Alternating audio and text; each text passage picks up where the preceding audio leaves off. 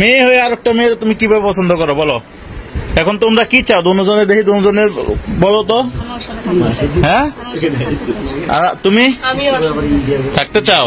1 বছর ধরে কথা কইছে, মায়া হইছে না।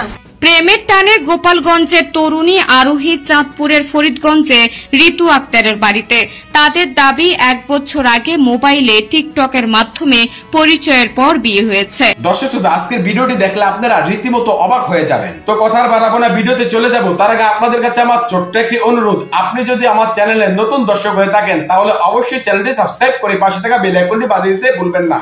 আর যারা অলরেডি আমার চ্যানেলটি সাবস্ক্রাইব করেছেন তাদেরকে জানাই অসংখ্য ধন্যবাদ। তো দর্শক শ্রোতা, চলুন ভিডিওটি শুরু করা যাক। এখন আপনাদেরকে আমি পর্যায়ক্রমে দুটি ভিডিও ফুটেজ দেখাবো। চলুন প্রথমে আমরা একটি ভিডিও ফুটেজ দেখে আসি। প্রেমের টানে গোপালগঞ্জের তরুণী আরোহী চাঁদপুরের ফরিদগঞ্জে ঋতু আক্তারের বাড়িতে। তাদের দাবি 1 বছর আগে মোবাইলে টিকটকের মাধ্যমে পরিচয়ের পর বিয়ে হয়েছে। শনিবার সকালে তাদের দুইজনকে পুলিশের হাতে তুলে দেন এলাকাবাসী। এ নিয়ে এলাকায় ব্যাপক চাঞ্চল্যকর পরিবেশ সৃষ্টি হয়েছে। বছরখানেক আগে টিকটকে পরিচয়, তারপর শুরু হয় প্রেম, মেসেঞ্জারে বিয়ে। এমন তথ্যের ভিত্তি করে দুই তরুণী নিজেদের বিয়ে হয়েছে দাবি করেন। দুইজনে পালিয়ে ঢাকায় বাসা ভাড়া করেছিলেন কয়েকদিন। দুই প্রান্ত থেকে দুই পরিবার পুলিশের শরণাপন্ন হয়ে দুইজনে উদ্ধার করে।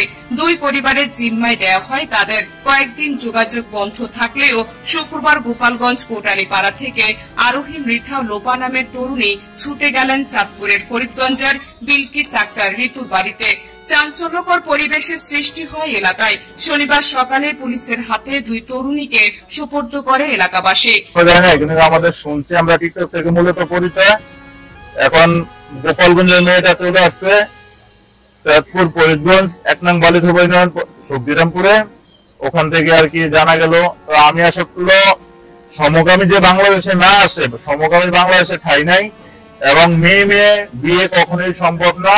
মেয়ে সম্ভব না। ওনারা স্বীকার দিতেছে যে ওনারা বিয়ে করছে 18 দিন, 1 বছর ছিল, 18 দিন ছিল। গোপালগঞ্জের মেয়ে, আমাদের চাঁদপুরের মেয়েটা গোপালগঞ্জে গেছে, গোপালগঞ্জের মেয়েটা গেছে কাউকে চলে আসছে আমাদের চাঁদপুরে। আসার পর আমরা এলাকাবাসী মিলে আর কি ওনাদেরকে থানা দিয়ে দিয়েছি, গোপালগঞ্জের মেয়েটা এবং আমাদের চাঁদপুরের মেয়েটা দুজন দিয়ে থানায় প্রেরণ করা হয়েছে। বন্ধুত্বর মতো হয়ে এখন একজন একজনের প্রতি এবং স্বামী স্ত্রীর মতো মানে তাদের এতটা মানে গভীরতা হয়ে গেছে। এখন বিগত দিন আগে হয়তো যাওয়া আসা ছিল গোপালগঞ্জে, ওই হিন্দু মেয়ে ওর বাসায় যাইতো এখন ওরা একজন একজনের প্রতি এতটা আসক্ত হয়েছে, স্বামী স্ত্রীর মতন ওরা খুবই গভীরতা। এই মেয়েটা হলো হিন্দু, আমাদের এলাকার যে মেয়েটা হলো মুসলমান।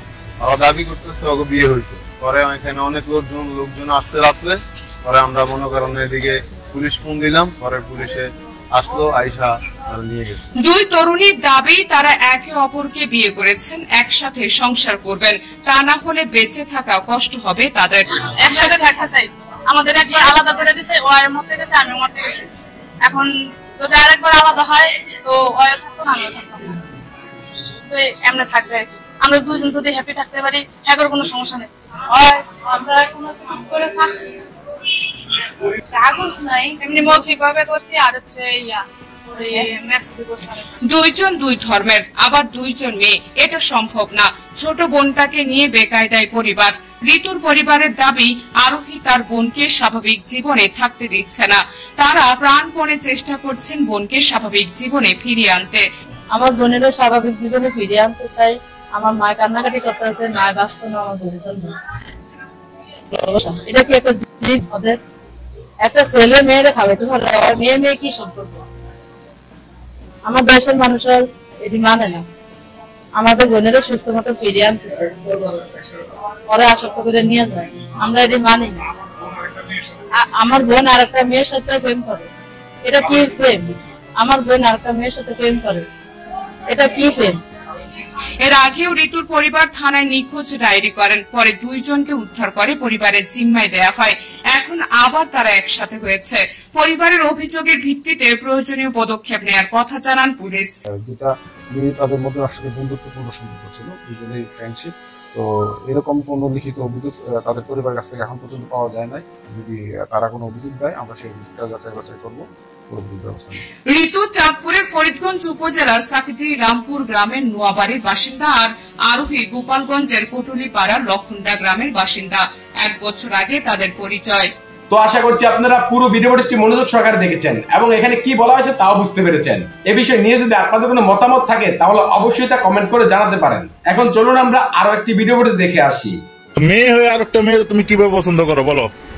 এখন তোমরা কি চাও? দুজনে দেখি দুজনের বলো তো।